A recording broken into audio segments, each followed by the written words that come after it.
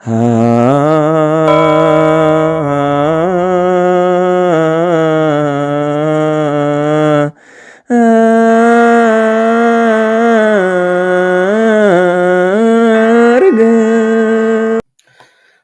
አብ ወወልድ ወመንፈስ ቅዱስ አሐዱ አምላክ አሜን።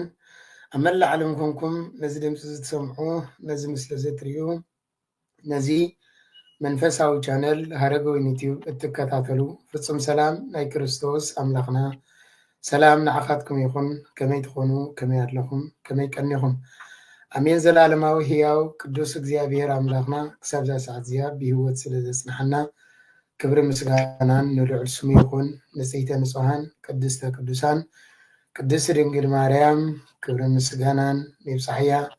ብሓፈሻ ኩሎም ሁርያን እግዚኣብሔር በረኸቶምን ረድኤቶምን ኣይፈለየና። ኣብ ክቡራት ተኸታተልቲ ሃረገወይን ዩቲዩብ ሎማዓንቲ ምስ ኣቦና ኣቦ ሽቢዘን መፂና ኣለና ብዛዕባ ኣቦና ኣቡነ ማትያስ ናይ ኢትዮጵያ ፓትርያርክ ማለት እዩ ኣብዚ ደንቀነ ማሕበራዊ ሚድያ ክዘውር ዝቐነየ ንዕኡ ኣመልኪትና ብዛዕባኦምን ብዛዕባ ናትናን ኣመልኪትና ኩሉ ኩነታት መደብ ሰሪሕና ኣለና እሞ ክሳብ መወዳእታ ምሳና ክትከታተሉና ብክብሪና ንዕድም። ኣቦና ብድጋሚ እንኳዕ ደሓን መጻኹም። እግዚአብሔር ይኽብረለይ። እንኳዕ ደሓን መጻኹም። ደጊምና እንኳዕ ተረኸብና። ኣሜን። ጸሎት ክትገብሩልና መደብና ብጸሎት ንጅምር ኣቦና። እሺ። ብሩኽ እግዚአብሔር ይባርከና፣ ቅዱስ እግዚአብሔር ይቀድሰና። ናይ ሰላም ኣምላኽ ሰላም መዓልቲ ከም ዘውዓልካ ሰላም ምሸት ምሴና ንፀድቀሎ እምሮ ይሃበና። ናይ ነቢያት ናይ ሃዋርያት ናይ ጻድቃን ናይ ሰማያት ጸሎቶም ሰማዕኻ ኣምላኽ ጸሎትና ስምዓና። ሓጢኣት ናይ ዘርዝረልና ነፍስናን ስጋናን ይቀድሰልና። ካብ እግዚአብሔር ኣቦና ምሕረት ካብ ድና ቅድስት ድንግል ማርያም ኣማላድነት ናይ ቅዱሳን ረድኤት የካፍለና። ኣብ ሰማያት ትነብር ኣቦና ስምካ ይቀደስ፣ መንግስትኻ ትምጻእ፣ ፈቃድካ ከምቲ ኣብ ሰማይ ከምኡ ድማ ኣብ ምድሪ ይኹን። ንዕለት እንጀራና ሎሚ ሃበና፣ ንሕና ንዝበደሉና በደሉን ከም ዘይሓደግና በደልና ሓደገልና፣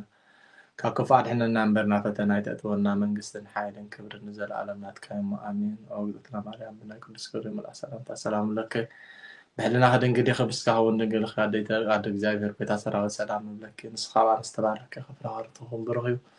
أمني تسأجا እግዚአብሔር مساخي وحجوز تدسي بالكي حتى احنا نتخرج لنا فكرة وتغيس كريستوس من تانا محلت بمننا كاليوت يسمع لنا بونا እግዚአብሔር አምላክ ናይጉል ጉል ዘመንኩም ይባርክ። አሜን። ብድጋሚ ስለተخبر ጉዚኹም ካብ ልብ የዘመስግን። ሰላም ካብልዎም ከመይ ቀኒኹም በልዎም ነዞም ስድራና ሰላማዊ ይብልኩም ከይትርስዑ። እግዚአብሔር ይኽብረለይ። ብድጋሚ ከመይ ቀኒኹም ናዚ መንፈሳዊ ቻነል ሃረገወይን ተኸታተልቲ ኣብ ዘለኹም ኮይንኩም ንጎደለና እንዳመላእኹም ንገገታትና እንዳኣረምኩም ከም ኩሉ ግዜ ትከታተሉ ነዚ መደብ ትከታተሉ ስለ ዘለኹም ነመስግን።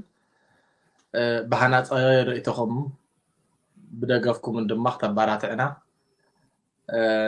ንምሕፀን ምክንያቱ ብዘይካ ናትኩም ደገፍ ሓሳባትና ምሉእ ክኸውን ኣይክእልኒ ሰባት ስለ ዝኾና እሞ ደጊመ ከም ኩሉ ግዜ ተሳትፎም ክትዕዝዙ ይላበወኩም ይቀኒየለ የበቀሺ ክብረት ያብልና ቦና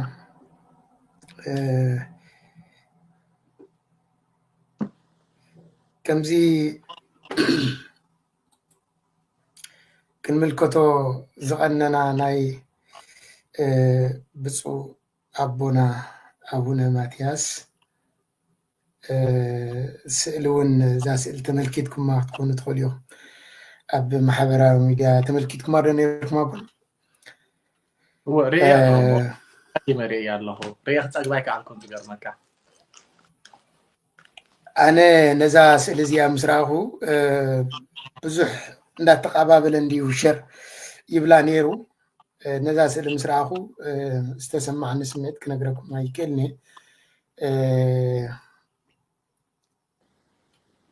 ከምዚኦም ዓይነት ኣቦታት ኣብ ዘመንና ምህላዎም ናይ ኢትዮጵያ ፓትርያርክ እዮም፣ ግን ናይ ኩላትና ኣቦ እዮም። ናይ ኩላትና ኣቦ እዮም። ቤተክርስትያን ናይ ኩሉ ስለ ዝኾነት ማለት እዩ። ስለዚ ከምዚ ዓይነት ኣቦ كره خلنا بزمنا يلن كم زعينت روح هبو مرأي كم زعينت قصهم بنبعت زهد سبابو مرأي أبزمنا أنا بعد صقاي بزخان እግዚአብሔር አምላክ እነመስግነው ዝትሪ ወዘር ለهم ስእሊ ያቦና ዝኹሉ ንብዓት ናይ ሓደ ሙስሊም አቦ ሙፍቲ ወይ ካኒ ዝለዓለ ደረጃ ከምኦም ፓትርያርክ እንብሎ ንዕና ብናይ ምስልምና ካ ከምኡ ዝኾነ ኣብ ናይ ኢትዮጵያ አቦ መይቶም ኣፍትናቶም ሓዘን ናይ ምፍናው ተረኺቦም ዝበኺዎ ብኽያት ወይ ከዓ ዝገበርዎ መግለፂ ሓዘን እዩ ዝንብዓት እዚ ሕጂ እዞም ኣቦ እዚኦም ትሪእዎም ኣለኹም ንሓደ ሰብኣውነቶም እኳ ብእምነት ስለ ዝመስልዎም ኣይኮኑን እኮ بأمنة حادث لزخنا يكونن جن التسبعون ርህራሄኦም ቅርበቱን ነይርዎሚ ንሰላም ናጽነት ለዕሊ ተማቢ ኢትዮጵያ ኩሎም ዘለው ማለት እዩ ንሶም ናብኦም ቅርበት ነይርዎም ክኾኑ ክልዮም ተመቦ ብጣዕሚ ርህሩህ ነይሮም እዮም ዘለው ኣነ ብዙሕ ኣይፈልጦም ቶም ናይ ሙስሊም ኣቦ እዮም ዘለው ንሰላም ንፍቅሪ ንሓድነት ኩሉ ግዜ ዝሰብኩ እዮም ነይሮም ብፍላይ ድማ ምስ ኣቡነ ማትያስካ ቅርበት ነይርዎም ይባሃል ሞ ሓሳባቶም ዝጋላለጹ ነይሮም ክኾኑ ክእሉ እዮም እቲ ሰብኣውነቶም ተሪኹሞ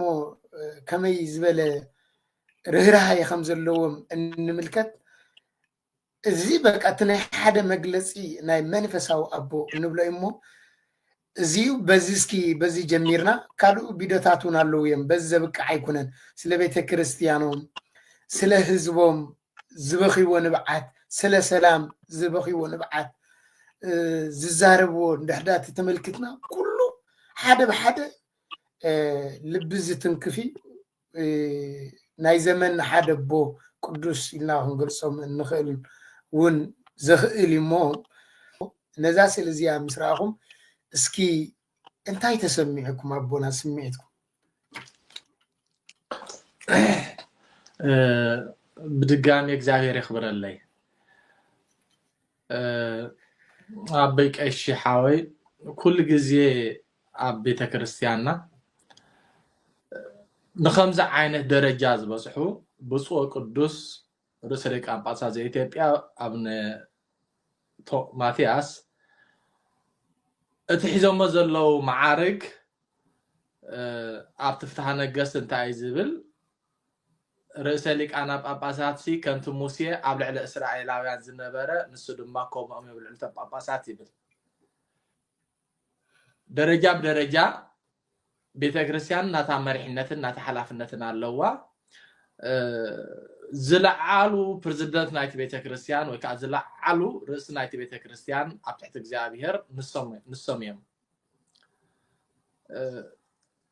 ብማዓርግ ብዙሓት ከምኦም ዝኣመሰሉ ክህልው ይኽእል እዮም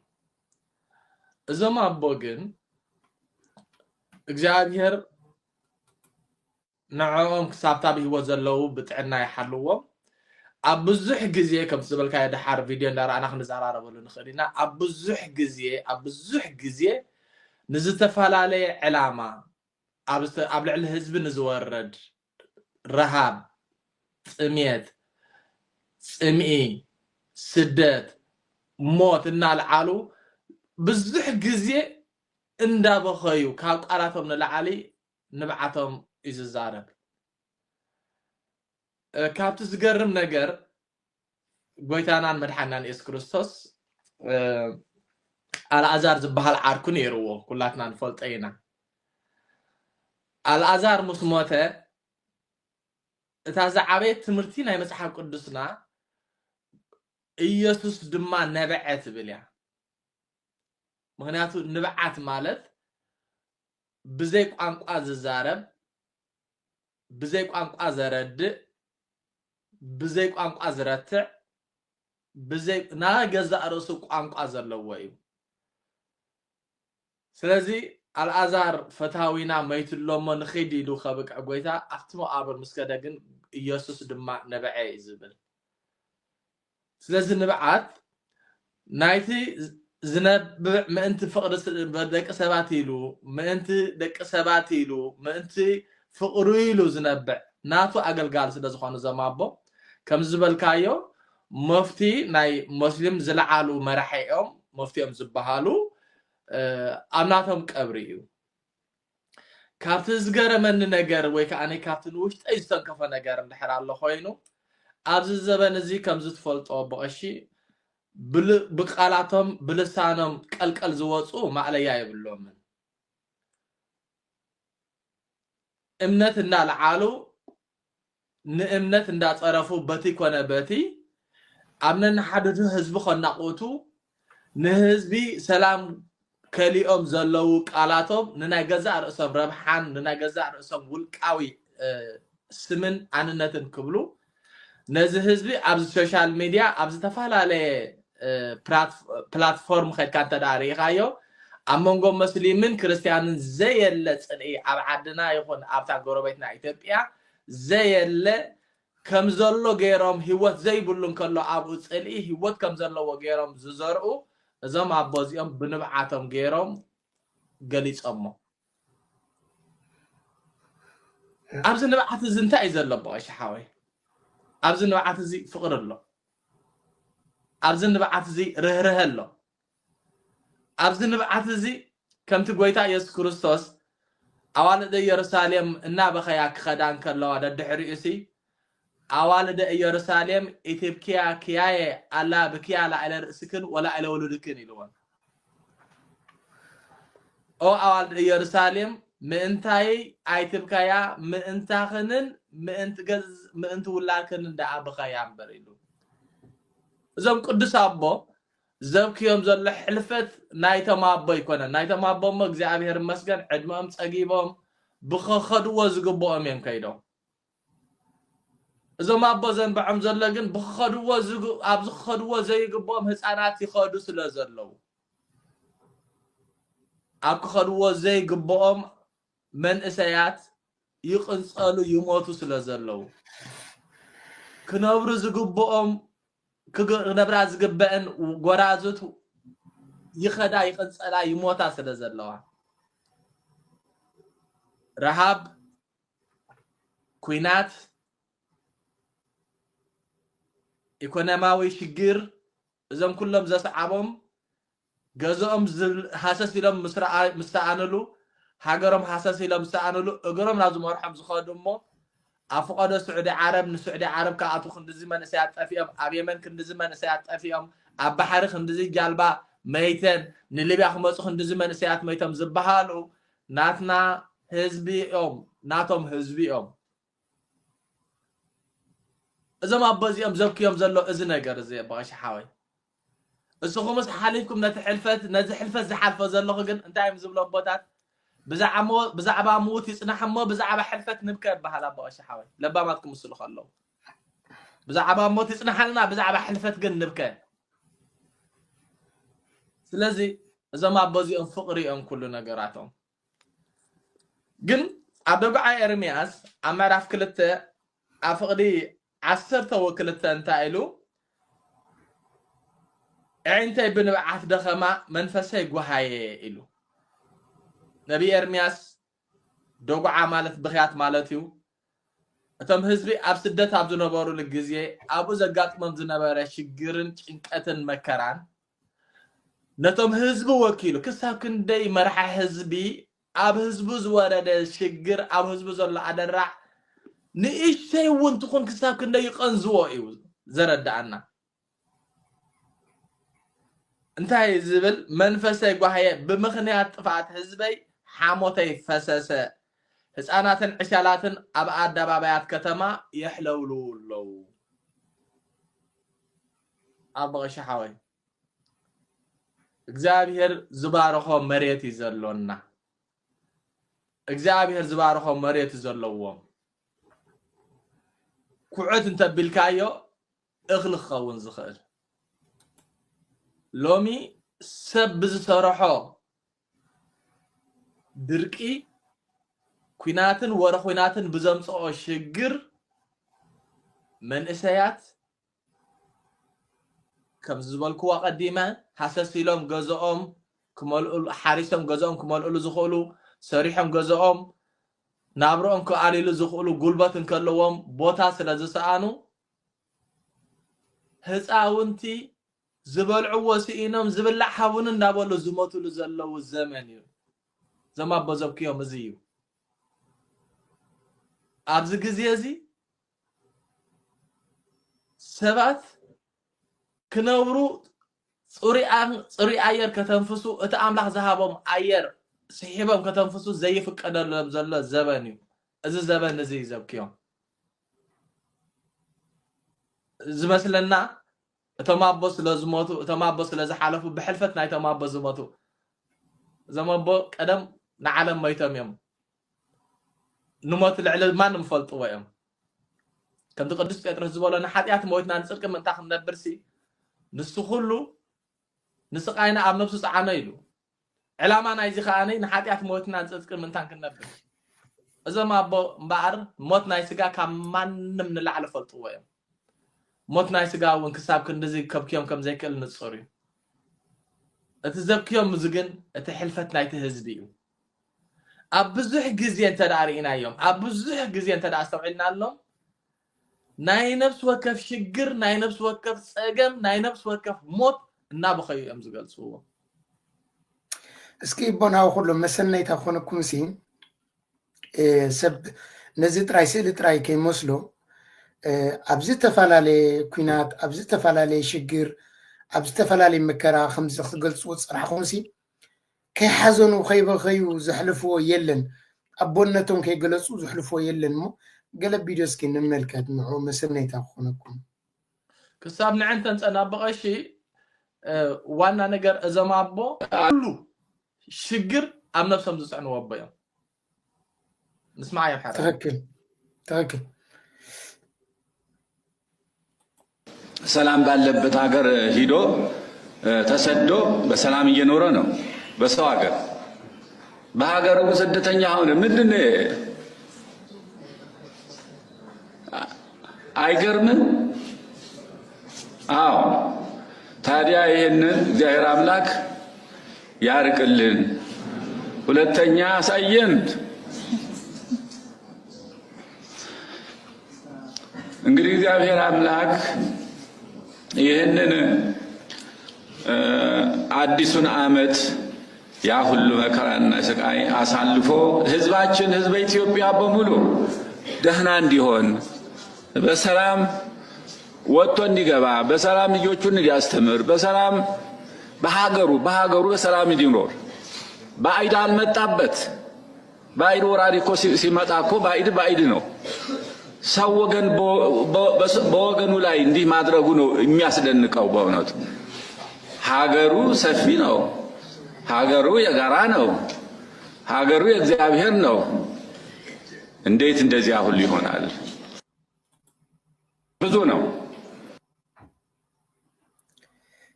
ተመልክሞት ነው ማቦና ከጽሉ በጣም ዝገርም እግዚአብሔር ያخورالله ካብት ዝገርም ነገር እንታይ አኻትር ይመስለካ ረረም ጥራይ ኮነን ትባዓተምውን እቲ ዝቀትል ዘሎ መንዩ አግሂዶም እዮም ዝዛረቡ ዘለው ባዕደይ ኮንካን እዮም ዝብልዎ ዘለው አንተ ተቀትል ዘለካ ባዕደይ ኮንካን ካብ ካለ ዝመፀንተ ዝኸውን ይዝገብሮ ዘሎ እዚ ነገር እዚ ክትቀበሎ ትኽእል ኢኻ ቀቡል ክትገብሮ ትኽእል ኢኻ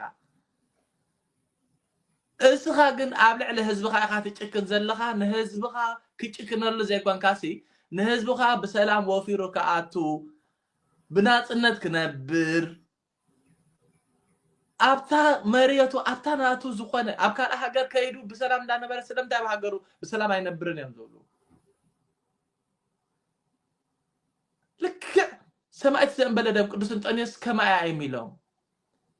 ከምዛ ዝብልዋ ዘለው እዞም ቅዱስ ኣቦና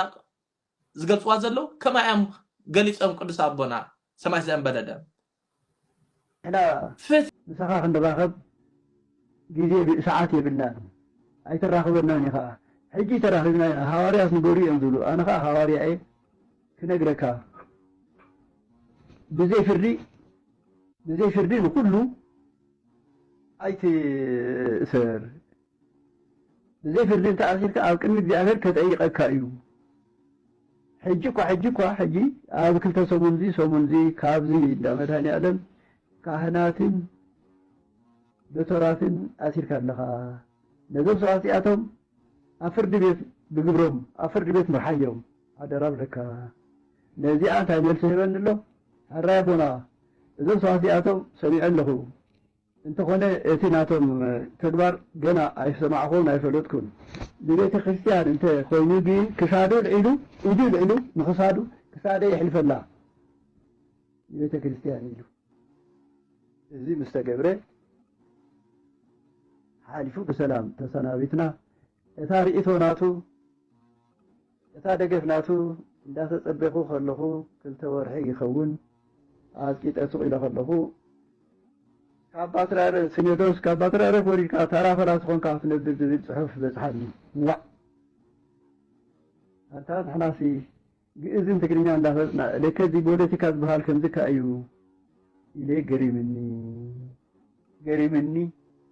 بقالو اي تفصمن فتحي اي تفرس فتحي اي تغعصص اب سلطان سلازلخا بزي بيت فردي اي تأسر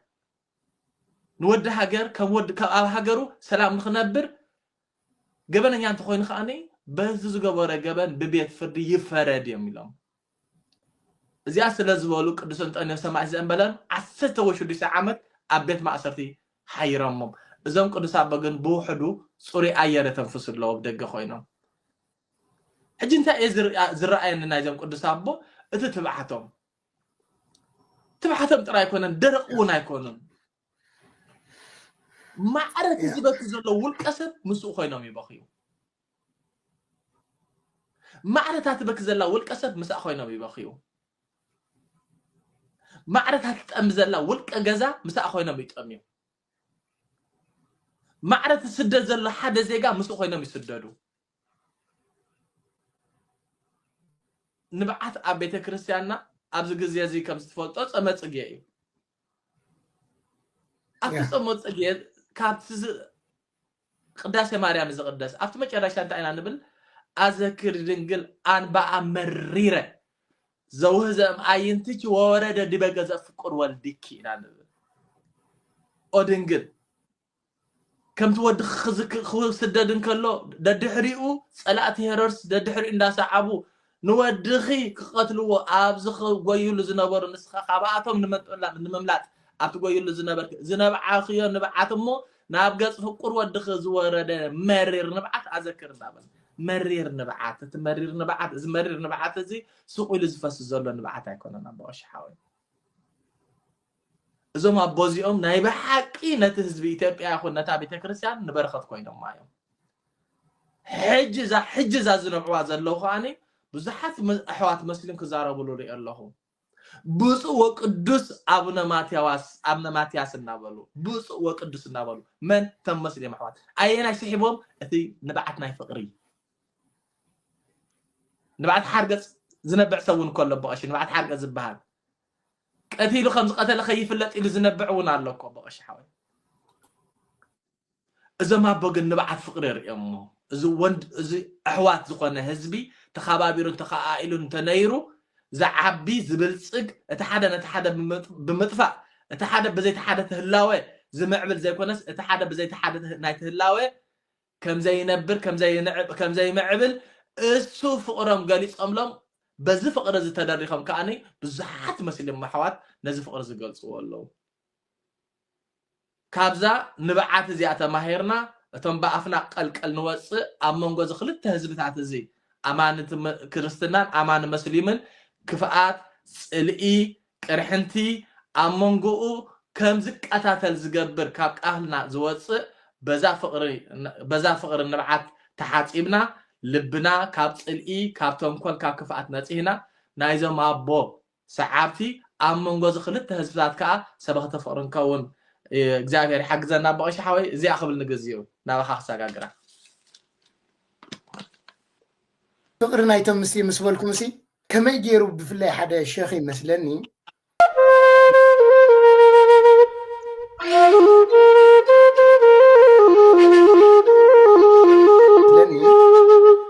ناول ما ማትያስ አቡ ምስራአዮም ሲ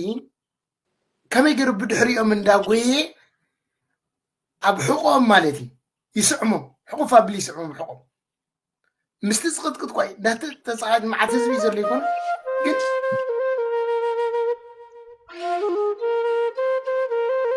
ህዝቢ ዘሎ ይኮን ግን ተጻቂጡ ኸይዱሲ ብድሕሪኦም ከይዱሲ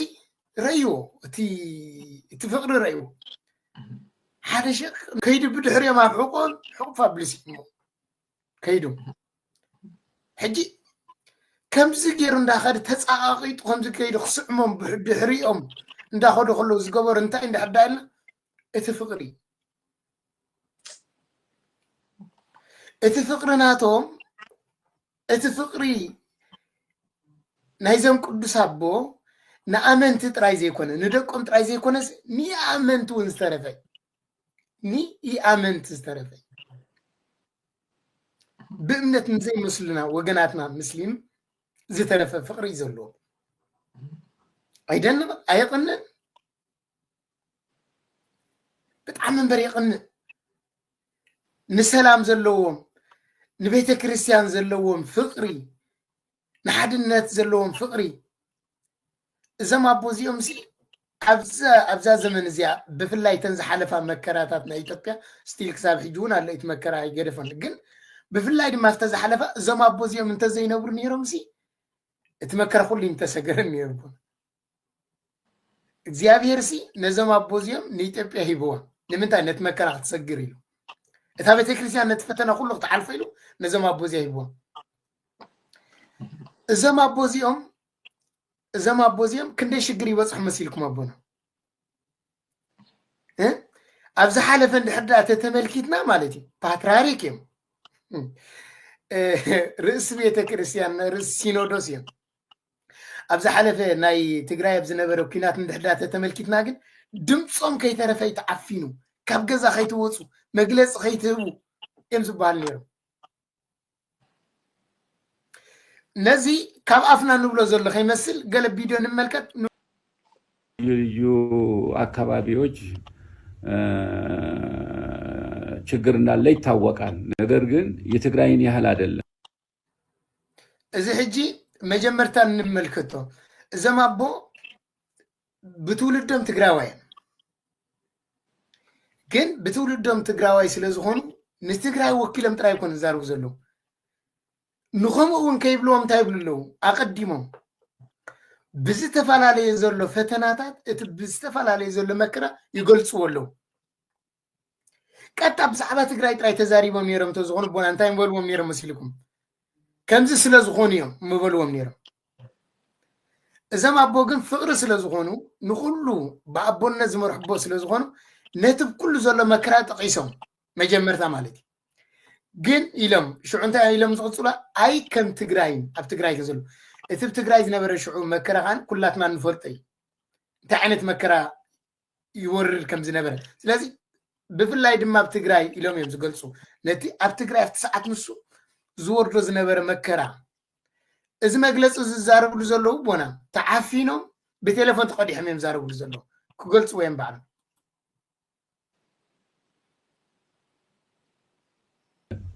የትግራይ ችግር እጅግ የከፋ እጅግ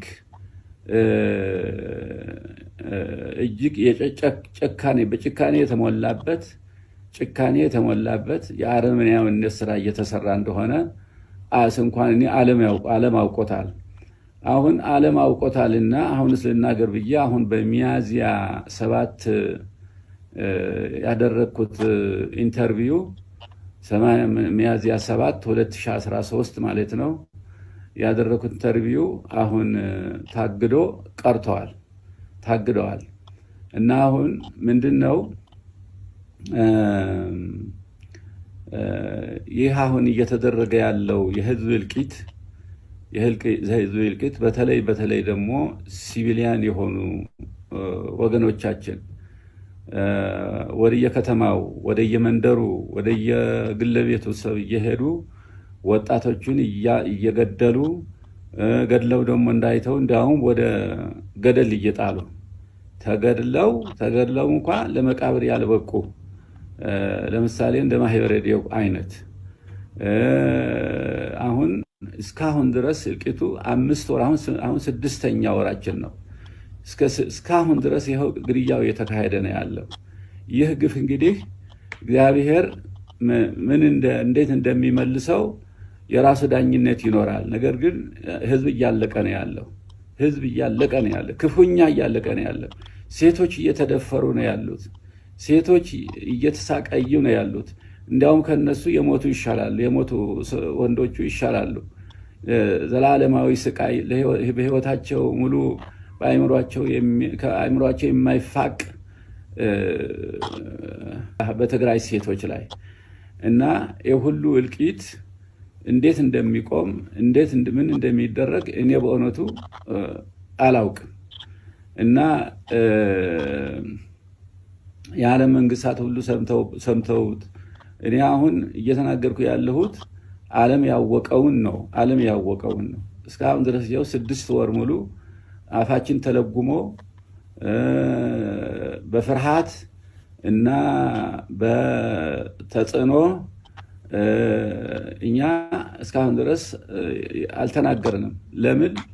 የባሰ ጉዳት እንዳይደርስ በሚልም እንደ ንብረቱም ህይወቱም መብቱም ተገፎ የትግራይ ህዝብ ካላጠፋንህ ብለው ይኸው እስካሁን ድረስ እርምጃ እየወሰዱ ይገኛሉ። ተመልከቱ ቦና ምናልባት ደቂቅ ነው ሓና ስለትኽእል ናብ 14 ገጽ እታ ዝደለኹዋ ነጥብ ግን እንታይ ሚሎም ን6 ወርሒ ዝኣክል ተዓፊነ ኢሎም ቅድሚኡ ንኽዛረብ እኳ በጃኹም ኢለ ዝተዛረብኮ ይዕፈን ነይሩ የብል ነይሩ ኢሎም ብድሕሪ ዓለም ዝፈለጡ ሕጅስ ዓለም ፈሊጥዎ እዩ ክዛረብ ግደፍኑ ትብልኩም ካን ዝተዛረብኮ ንኸይወፅ ሚድያ ይዕፍኑ። ተመልከቱ መግለጽ ከይውፅኡ ከይም ሰላም ንግበር ንምንታይ ኢኹም ከይም ከምዛ ዝብልዋ ከይም ንኸይብሉ ከይም እቲ ድምፆም ተዓፊኖም እቲ ኩሉ ሕመም ፀይሮም ኣብ ገዝኦም ንሰላም ቤተ ክርስቲያን ግን ዝፅልዩቦ ዝነብዑቦ እዮም ዘመቦ እዚኦም ማለት ኣብ ልዕሊኦም ዝወርድ ሕመም ኣብ ልዕሊኦም ዝወርድ ሽግር ኣቦና ክነግረኩም ኣይክእልኒ። ብፍላይ ሓደ ክልተ ዝብልዎ ጳጳሳት ኢና ዝብሉ መምሃራን ኢና ዝብሉ ብጣዕሚ ንእዝኒ ትርኩሕ ሊቀ ጠበብቲ ዶክተር ዘርኢ ምላቱ ዝብል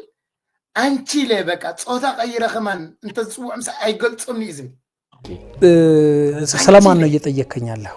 ስለ ብፁዕ ወቅዱስ አቡነ ማትያስ ፓትርያርክ ዘኢትዮጵያ ነው አሁን ጠይቀው እዚህ ከኋላውት ላይ እንዳለው ሰበር መረጃ ብለው አባ ማትያስ ኤክስ ማትያስ አሜሪካን ኤምባሲ ገብቶ ጥገኝነት ጠየቀ። አንተ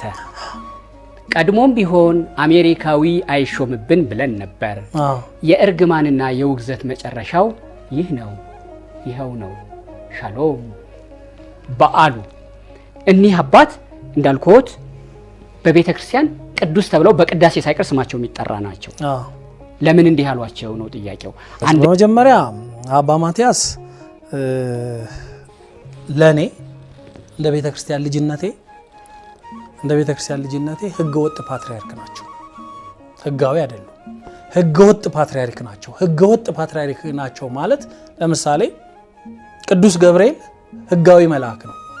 ሳጥናኤል ደግሞ ህገወጥ መልአክ ነው፣ ወንጀለኛ ነው ማለት ነው። ሳጥናኤልን መልአክ በሚለው ልትስማማ ትችላለህ፣ ግን ቅጽል ያስፈልገዋል ርኩስ ማለት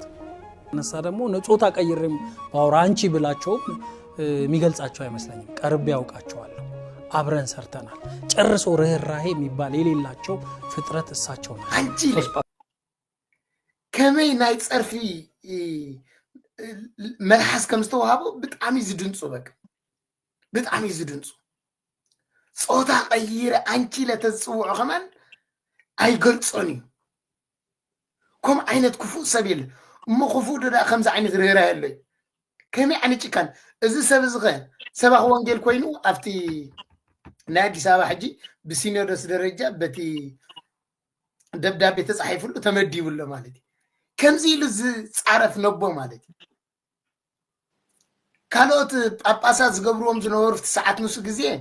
ሽዑ ስለ ዝተዛረብናሉ ሕጂ መሊስና ግዜ መና ወይ ክንደይ እዮም ገይሮም ግን ተመልከቱ ሕመሞም ናይ ውሽጦም ፀይሮም ንቤተ ክርስቲያን ንሰላም ግን ኣፍታ ዘለዎ ሃገር ኮይኑ ካድሙ ንኽወፁ ብዙሕ ግዜ የብልዎም ነይሮም ንሶም ግን ኣብ ሃገረይ ኮይኑ ፍታ ኣባላ ይመውት እምበር መንበረይ ገዲፈ ዝወፅየ ናብ ዝኸረ የብለን የሚለው ኣብኣ ኮይኖም መከራ እንዳተቐበሉ ንቤተ ክርስቲያኖም ይሕልው ኣለዉ ከምዚ ንዝርዛሕ እንዳነበዑ ንህዝቦም ብከምዚ እንዳገለፁ ብጣዕሚ ዝድንፁ ነገር ኢና ይዘማቦ ዝሕልፍዎ መከራ እሞ ንቤተ ክርስቲያን ኢሎም ከዓኒ ነቲ ብልዕልዮም ዝወርድ መከራ ከምዚ ወሪድኒ ኢሎም ከዓኒ ኣይዛርቡን ገ ዋ ከምኣቦ እኮ ክፅረፉ ከለዉ ኮኒ ዋላቶም ሲኖዶስ ዝበሃሉ ሲ ፓትርያርክ ኢሎም እዮም ዝፅውዕዎም ዘለዉ ኣይኮነ አንቺ ክባሉ ከለዉ ነዚ ኣካል ሰብ ክክሰስ ዶ ይግብኦ ነይሩ ኮነ ክክሰስ ይግብኦ ግን ክክሰስ ኣይኮነን ናብ ስብከተ ወንጌል እዮም ኮፍ ኣቢሎም የቕሬታ እኮ ይሓተተሉ ማለት ኣብ ዓብይ ሚድያ እዩ ነዚ ከምዚ ኢሉ ተዛሪቡ እዚ ንወዲ ከምዝን እዩ ዘሎ እዞም ኣቦ ግን ከመይ ዓይነት ፍቅሪ ምዃኖም ከመይ ዓይነት ርህሩህ ምዃኖም ንቤተ ክርስቲያኖም ኣይኮነን ንምእመኖም ኣይኮነን ነተን መጓሰ ጥራይ ዘይኮነ ንየኣማንያ እውን ፍቅሪ ምዃኖም እዚ ዓንቶይ ዝረኣናዮ ብኽያት ዝገልፅ ኣብነት እሞ ናባኹም ከብሎ ቦና ቅፅሉ ሓሳብ ብዙሕ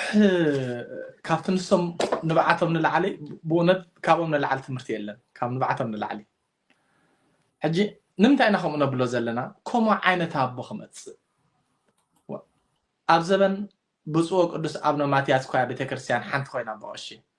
ይኽእሉ ነይሮም እኮ እዮም ብፁዕ ቅዱስ ኣቡነ ማትያስ ኣብ ልዕሊ ፓትርያርክ ኣይምደብን እዩ ኣብ ልዕለይ ፓትርያርክ የለን ኣነ ፓትርያርክ ክብሉ እኮ ይኽእሉ ነይሮም እዮም ሕጉ ነፍቅደሎም እኮ እዩ ግን ሽግር የለን ጥራይ ቤተክርስትያን ካብ ምክፍፋል ትውፃእ ጥራይ ቤተክርስትያን ሓድነታ ይመለሰላ ቤተክርስትያን ጥራይ ሓደ ትኹን እምበር ክልተ ፓትርያርክ እንተኮይና ፀገም የብሉን ተባሂሉ ብፁዕ ቅዱስ ኣቡነ መቀሬዎስ ካብ ደገ ኣትዮም ኣብ ውሽጢ ሃገሮም ኣቦ ኮይኖም ክሳብታ ሕልፈቶም መዓልቲ ክልተ ፓትርያርክ ነይሮማ ኣብ ዘመን መን ኣብ ዘመን ብፁዕ ቅዱስ ኣቡነ ማትያስ ሓንቲ ቤተክርስትያን ገይሮማ ድሒሩ እዚ ኩሉ ዝረኣኻዮ ሽግር ብውሉድ ብመበቆሎም ብዓዶም ብቋንቋኦም እዚ ዘይበሃል ሽግር ክበፅሖም እንከሎ ንቤተ ክርስቲያን ቀዳምነት ሂቦም ኣብ ትግራይ ኣብ ኣሜሪካ ኣብ ዝኸዱሉ ግዜ ሽዑ ጳጳሳት ሽሙላ ከም ዝተባሃሉ ፈልጥ እየ ንቤተ ክርስቲያን ኣይከፋፍላኒ በዚ ምክንያት እዚ ግዝያዊ ስምዒት እዚ ግዝያዊ ሽግር እዩ ንቤተ ክርስቲያን ከዓ ቀዋሚት እያ ቤተ ክርስቲያን ነባሪት እያ ኣነ ኣይከፋፍላኒ ኢሎም ፀኒዖም ተመሊሶም ከዓ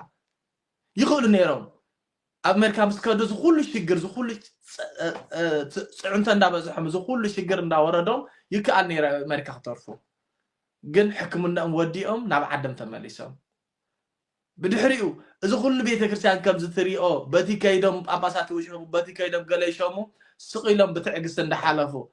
በቲ ከይዶም ኣብ ትግራይ ጳጳሳት ምስተሸሙ ንወግዞም ክብሉ ከለዉ ወግዘት ነገራት ኣይፈትሑን እዮም እቲ ምክንያት ንፁር ርዱእ እዩ ስለዚ ስኽን ኢልና ንሓዘ ኢሎም ናቶም መርገፅ ወሲዶም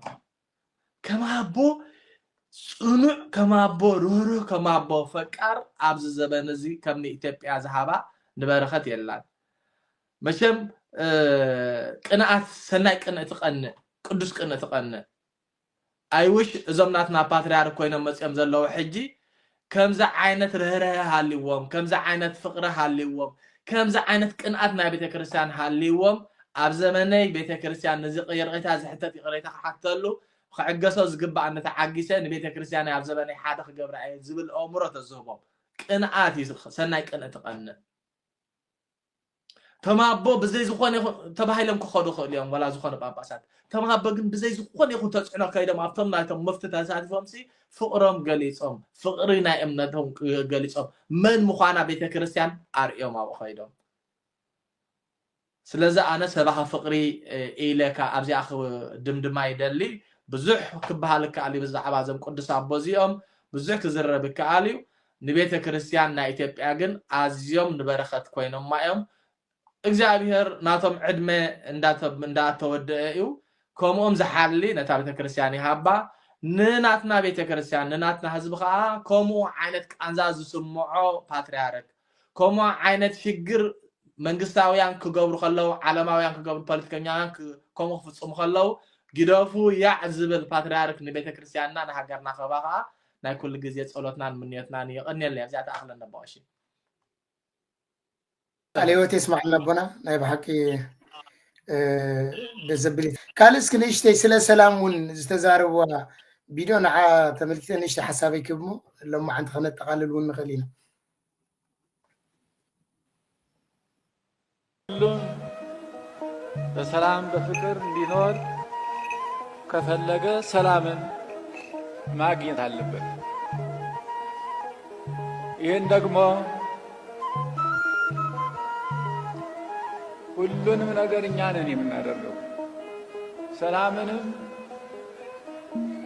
የምንመሰርታት እኛ የምናባርራትም እኛ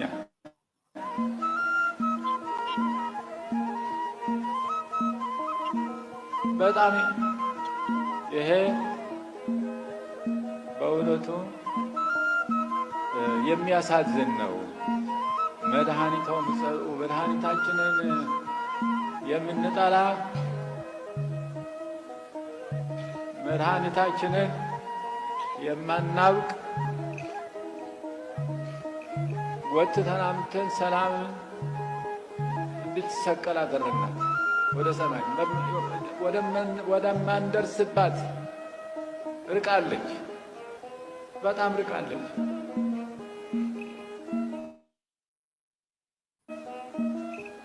ይሄ እንግዲህ ምን ይባላል ጦር አውርድ ብለን በገዛ ራሳችን ባመጣ ነው ይኸው እንደዚህ አይነቱ መለያየት መከፋፈል መሰደድ መራብ መጠማት መታረዝ መሞት መቃብር እስከማጣት ደርሰናል በሁሉም ነገር ተጎድተናል እኮ የቀረን ነገር ያቅብል ለሊ መስይልኩም አቦና ትማሊ አብቲ ናትና ቦታትና ኤርትራስ ገበርናዮ ተመልክትኩም ነርኩም ሓደ ጣውስ ተቂስኩም ነርኩም ንስኹም እንታይ ዝብል ነቲ ጸልማት ብርሃን ነቲ ክፉእ ጽቡቕ ዝብሉ ሕጂ ተመልከቱ አቡነ ማትያስ በረኸቶም ይሕደረና ነቲ ዘሎ ኩነታት ኮፍ አቢሎም ሰላም ከምዘየለ ፍቅሪ ከምዘየለ እንዳበኸይ እንዳነብሩ ነቲ ዘሎ እዮም ዝገልጾ ዘሎ ነቲ ዘሎ ህይወት ወይ ከዓ ነቲ ዘሎ ኩነት እንዳበኸይ እዮም ዝገልጽዎ ዘለዉ ናትናት ማል ግን እንታይ ብለ ሰላም ኣብዘየለ ሰላም ብሉ ነይሮም ሰላም ዝበሃለ ይብልና ኣብ ስደት ሰፈረ ህዝቢ ዘለና ንሕና ኣብ መከራ ዘሎ ህዝቢ ዘለና ግን አቡነ ማትያስ ግን ተመልከቱ ብከምዚ ዓይነት ብኽያት ብከምዚ ዓይነት ንብዓት ብከምዚ ዓይነት ሓዘን ንብዓት እዩ ዝውሕዝ ዘሎ ካብ ዓይኖም ማያ ኣይኮነን ስለዚ ከምዚ ዓይነት ንብዓት እንዳበኸዩ ከምዚ ዓይነት ንብዓት እንዳነበዩ ንሰላም ንሓድነት ንፍቅሪ ክምህሩን ከስተምህሩን ክምዕዱን ከለዉ ኢና እንምልከት ዘለና ማለት እዩ ከምዚኦም ኣቦ ንህዝቦም ንቤተ ክርስቲያኖም ንመጓሶም ዝበኽዩ ዝሓዝኑ አቡነ እንጦንዮስ ጥራይ ነይሮም ብድሕሪኦም ከምቲ ዓንቶይ ትብሎ ነበርኩም መን ኣሎ ስለ መጓሱ ዝሓዝን ስለ መጓሱ መከራ ዝቕበል መን ኣሎ ሎም ዘለዉ ጳጳሳት ናይ ዓድናሲ ኣይኮነን ክእሰሩ ሓንቲ ዘረባኸ ዓገብ ኩሉ ሰሚዕና ንፈልጥ ዘረባ እኳ ዘረባ ኣይብሉን እዮም ንምንታይ ተኢልና ዓገብ ተኢሎም እታ ማእሰርቲ እያ ክትስዕቦም ስለዚ ካብ ቤተ ክርስቲያን ንላዕሊ ካብ መጓሰ ንላዕሊ ካብቲ ዝተዋህብዎ ስልጣን ፀጋ ንላዕሊ ንርእሶም እዮም ዝሓፍር ንርእሶም እዮም ዝፈርሑ ኣብ መከራ ከይኣትዉ ኣብ እስር ቤት ከይኣትዉ ካለን ሰማዕትን በለ ደም ቅዱስ እንጦንዮስ ግን ብዘይ ፍርዲ ኣይትእሰር ቤተ ክርስቲያን ናታ ስርዓትን ሕግን ኣለዋ ብናታ ስርዓትን ሕግን እያ ትምሕደር ቤተ ክርስቲያን ብናታ ስርዓትን ሕግን በቦታታ ኣነ ምስ ደቀ ዝመርሓ ኢልኩም ኣብ ቤተ ክርስቲያን ኣይትእትዉ ስለቲ ትገብረልና ኩሉ ኣምላኽ ይባርክ ኣመስጊነ ግና ኢድካ ኣብ ቤተ ክርስቲያንና ግን ኣይትእቱ ندكاي نبيت كريستياني بعليك قواسي علم إذن خدكون كأخبر مكم كوني عشر ونن كي ترفع كاب خساب زعابي كاب ما تحسب كخفل بيت كريستيان يم سعرنيهم نسوم عليه نمتى تابع كريستيان رأسه قد كل كفل فاينانس نسو بفاينانس يحق زاس لازم نبرة بفاينانس ون رأسه من تخد كل تسبي حاجز من تخيت حتت مؤمنانا وحد سلازي يكون اتنسقات مرح مزلغة مؤمن هزبي ناتي وندك أي سلازغون بيت كريستيان ونيكبا سلازغون كل عشر خفل بيت كريستيان تاجبر نزل تقاوموا جن كهنات يمنيرهم نزل تقاوموا جن باباسات يمنيرهم نزل تقاوموا يمنعهم نابس بيت يجمو مبار تملكتهم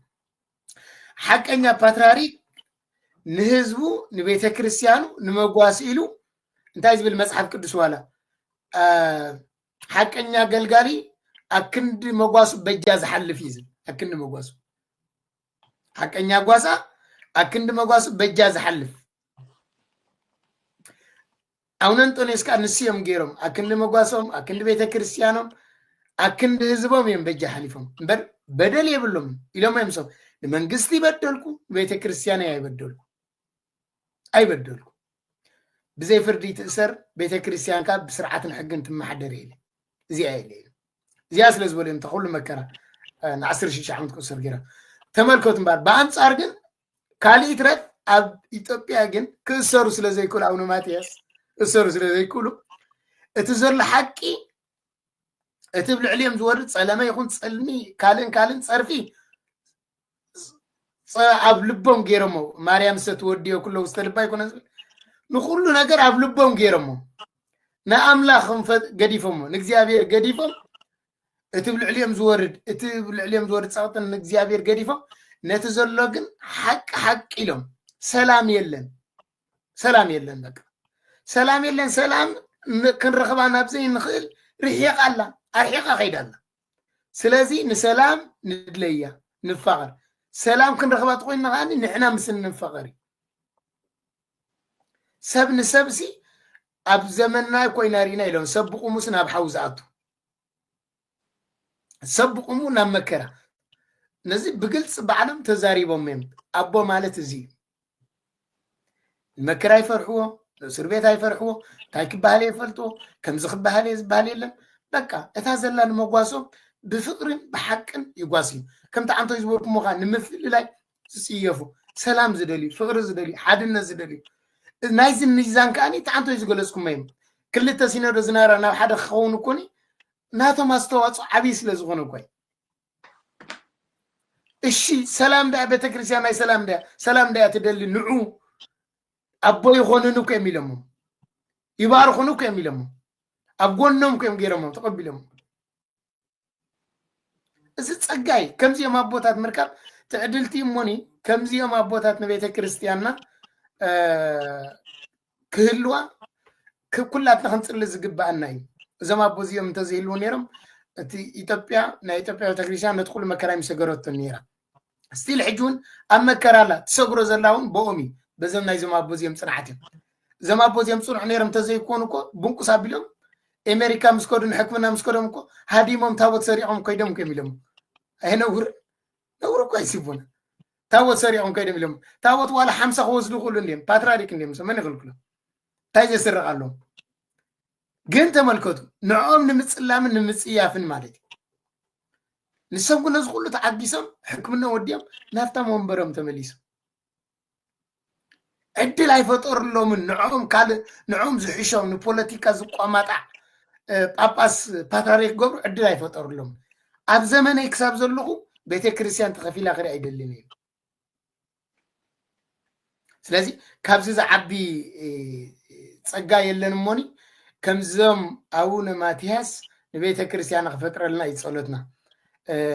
منفسهم نريم كاب قصم ترايسي تتصققهم يرى ينبب مالتي مو برختم يحضرنا نايلو ما عندنا بردنا مدب نزز ديسو سينيرو رهرايهم نمقلاسن اتزلوهم اب هزبي اب بيت كريستيانهم فقري بي امانيان ون ابوم زلو اي امانيان ون اب العليم زلوهم فقري نمقلاس سينيرو نايلو ما عند مدمنا كمهم كاني أبانا خلوا ديهم كمهم كأبانا يفتر لنا نمباري نعومن أو ننطنيسن من نصارين نتمكر استقبلوا حدا عينت نجر سلزلو ومالتي نزين مجلاسنا لما عندي زامد بغيرنا يموني بزح تمايركم كتكونوا تسفا نقبر بزح ترديهم كتكونوا تسفا نقبر برخاتن رديتن نايبونا بصو أبونا ماتياس يحضرنا من البات موداتا تبلو نجر عدلكم بكم أبونا نباهم مدبنا متقال الجبر كبرتي هاولي دارجا ودي ايه نعا تراين نمزخخار كلاتنا كامنا تسألئي سب أبزدلي خامن خالي نسب بسب أو النتو كتخبره ناتكا سب أو قديت عليك كابزي ناي فقر النبعات ناي زم قدس أبو تماهيرنا اتم آمنتي مسيلنا نأمنت كالخنا قاشش توعد زلنا نناتنا أمنت قبل نمبال نناي كالوت أمنت مريت نزبط زلنا كاكم بفلاي عبز خلته هزبي عبز أمان مسلمين أمان كريستنا زرع زلو كفو زرعي اتم نزل زي تزرع زلهم سبات بفقرنا إذا ما أبوزي تسحيركم كريستنا مالت زي مخان ترديكم زلكم أمنت نأمنتكم بزقباك تمهروا تقوليهم نناي كالوت أمنت مقنص عبن نناي كالوت أمنت نمورادن زقبارجن كابز ساعات زي نخلتي حزب سلا زي تقومو نخلتي حزبي سلا زي معبلو نخلتي حزبي سلا زي عبيو كابكمو عينت أبوتاتنا أنت أيمبلو أيكونون ده بأخا فريساس بأخا تتخيلاك يبالي لهم أمو بسنك بعال كستو حنت هيوتون كتفس لزي بلا كلاتنا حلافنت نناي غزار سنا تسكيمنا قبل على خالقوت نطفقو مرزي كابز ساعات زخم طنقا يغبانا زغبانا هنغبر املاك قدوسان يردانا صلاتنا يزم قدوس ابونا ابن ماتياس ايفلينا ناي سماي زنبلدن قدوس انطونيوس بركته محضرنا يعني لي أمين أبونا سلت جزيهم جابر أخبرلي ناب صلت مخيد أبونا صلت قورنا سمعنا يبأزنا بلبنا يحضر لنا سمعنا بمقبار غيرنا نمصداق يبقى عنا ناي سلاسي محرتنا قدوسان رديتنا يدنا عرسن مالا عملا دنت أيفلينا برهان الدت بسلام يبصحنا نستأسرو مفتح حرنت نستجأنقو مرققا نزحازونو مصننع نستمزجأنقو أب برخاتات كوينم أفقادو بحرتات كوينم رديت نصبي زلو دما رديت كالا أخلو نهاجرنا نغارات تاجرنا عالمنا نبيت كرسانا سلام وردلنا سلام وأملخنا أسمعتنا برابونا سبكاي قدس من استخاتم سقفات كام تعب سنة كود ما مبريخل على جرالة لهم حملنا إحنا نزبدلنا بدلنا كم حدقنا لهم بدلنا حدقنا ككفار إحنا نامبرنا فتنا تأتونا من قصة حيل كبر نزل عالمنا تكايما آمين أوجزتنا مريم بنا قدس كبر من السلام تسلام لك بحدنا خدم قلي خمس قهون دنقلي هذا جزاي هركوي تسرع والسلام لك نصغى عن استبارك يا أخي فرخصون برخي وأملي تسقى جزاي مساقي وأحب استداس بالكي حدياتنا من حد قلنا نافقر ودخ يسوع كريستوس من تانا محرت لمننا ناي برخت ناي ولد فقري ناي منفس قدوس فقري قبل على هواريات كم زورده خم دما قبل علين قبل على خلق من اسف دربن كاين يورد اوتو كافي نسا سريحات يسوع كريستوس سريحات وحدت كل حزبك جارت ما سريحات يفسي امين يفتي قال هو تسمع لنا ابونا كرات تخاتلتي هارغوني تيب نايلوم حنتي زنبرنا مدب نزي مسل نيرو بزوف تماهيركم تكون تسفى نقبر نفتوتكم نمحزتكم نزم الأختزي شير كتقبرو لايك بموار تجمرو بتحتنا نحتت أبكى لقزي بخال مدب كساب من الرخب سلام كنا